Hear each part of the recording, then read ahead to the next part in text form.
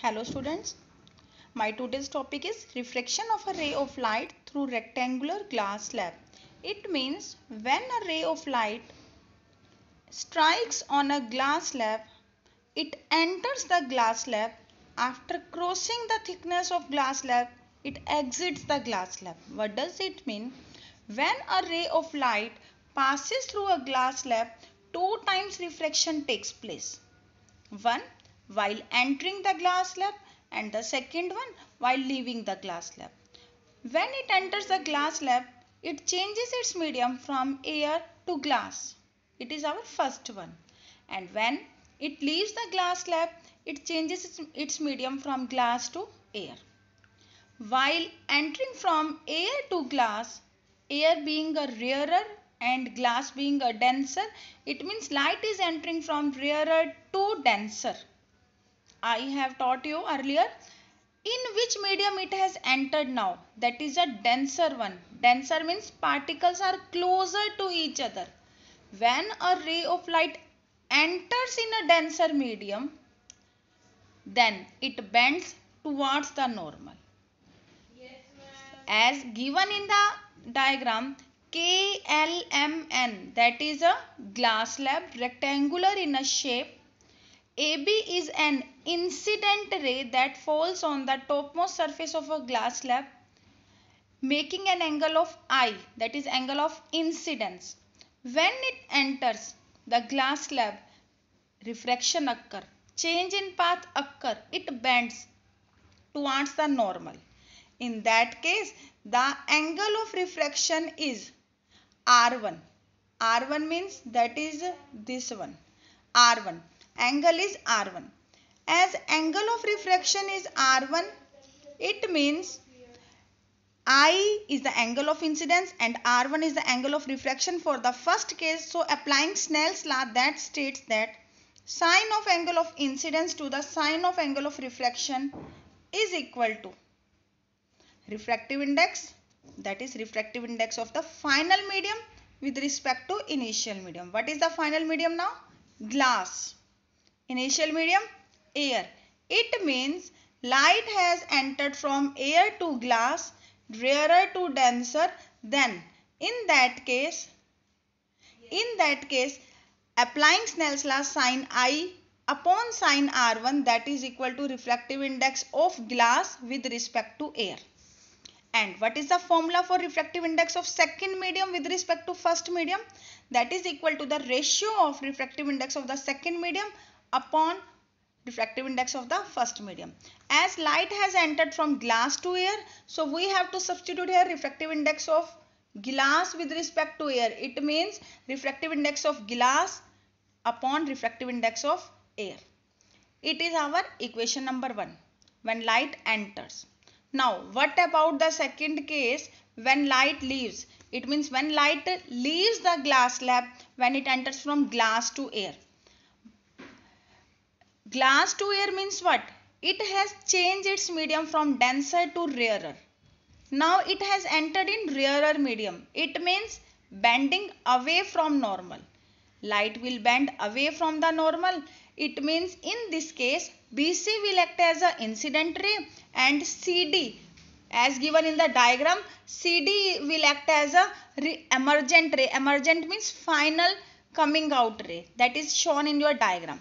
So applying Snell's law again, anywhere the situation is given to you, refraction occurs, you have to apply Snell's law. Doing the same, sine of angle of incidence, but in the given case the angle of incidence is R2. You can see in the diagram that is R2 and angle of emergent is E. So sine of R2 upon my sine of E, that formula is refractive index of final medium. And what is final? Air. Refractive index of air with respect to glass. And I have told you earlier that refractive index of final medium with respect to initial medium is the ratio of absolute refractive index of final medium to the initial medium. It means Na by Ng. But in equation number 1, here it was given to us that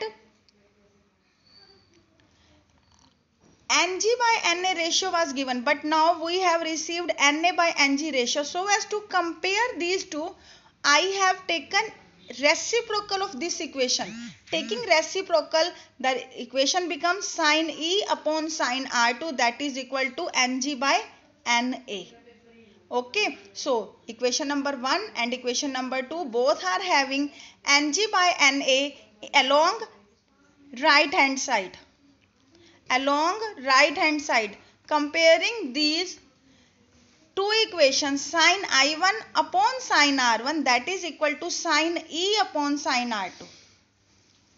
As there are two rays which are parallel to each other, just like this, and a transversal ray cancel it. It means in that case alternate interior angle will be equal. It means in the given diagram, which two are alternate interior? R1 and R2 are equal to each other. As R1 and R2 are equal to each other in the given diagram, so sin R1 will be equal to sin R2. So these two will cancel out. So what result will you receive now? You will receive sin I1, that is equal to sin E. Cancelling sign, I1 equals E. I1 is the angle of incidence and E is the angle of emergence. What does it mean? Angle of incidence is equal to angle of emergence. It means emergent ray is parallel to incident ray. That is the conclusion. What are the concluding factors regarding the same article? Number 1, emergent ray is parallel to the incident ray. That's clear to you. Right now you have achieved this situation. Second time, 2 times refraction occurs. First while entering and second while leaving the glass slab. And the third one is emergent ray shift sideways. As you can see in the diagram, if incident ray is produced forward, emergent ray is not the same. It has shifted sidewise. What does it mean?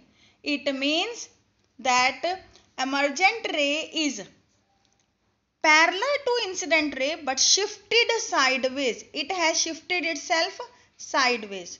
Okay. So, it was the conclusion regarding refraction of light through a rectangular glass slab. But what happens? When light enters a glass slab, in spite of following the same path, it has shifted its sideways. So the perpendicular distance between the incident ray and the emergent ray, that is the incident ray and this is the emergent ray. If I will produce incident ray in the forward direction and emergent ray in the backward direction, these two rays are parallel to each other. The perpendicular distance in any way, the perpendicular distance between these two rays at any position is known as lateral displacement. Lateral का meaning sidewise.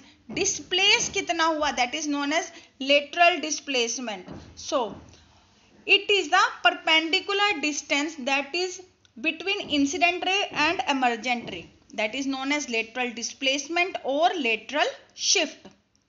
How much it will displace, small or less, it all depend upon the thickness of the glass slab. Glass slab की thickness पे depend करता है.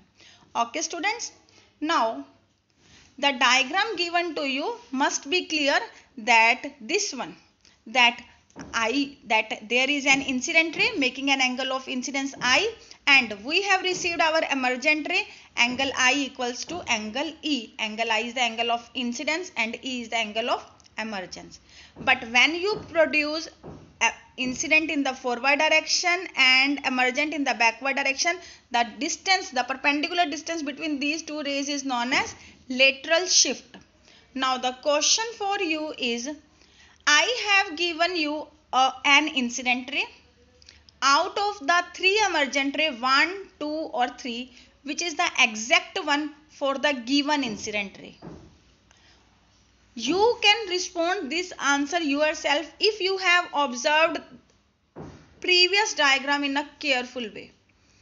It means the conclusion was that incident ray gets shifted sidewise shifted in left hand side. It means in the given diagram 3 is shifted right hand side, so it is not the answer. 2 is along the same path. It is not the answer. So the exact answer is the 1, which states that incident ray is shifted sidewise. So 1 is the emergent ray. Now, I am just giving intro now. In next video, I will teach you about lenses. So what is lens? Take practical example. What is lens? When someone in your neighborhood or in your classmates are feeling that they are unable to see the board from the last bench, what they use? They use their spectacles. It means that is made up of a lens. What is lens? That is a lens made up of glass material. A spherical lens is a piece of transparent refracting material. Means क्या है lens? What it is? It is the material that helps light to refracting material and transparent material, and it is made up of glass. Two layers. Just like I have taken glass slab. In glass slab both the surfaces are flat, but in case of glass lenses there are two surfaces, first one spherical and second one also spherical. What does it mean? It means a spherical lens is a piece of transparent material that is bounded by two surfaces. It may be, both may be spherical, but at least one is spherical. Both cannot be plane. It means at least one must be spherical. When light passes through any lens, any spherical lens, again, just like in our previous case, it will refract 2 times. Okay. So in next video, I will teach you about the same. So how many types of lenses are there? 2 types, convex lens and concave lens. It was all about today's video. In next video, I will teach you about lenses and basic terms related with lenses. Till then,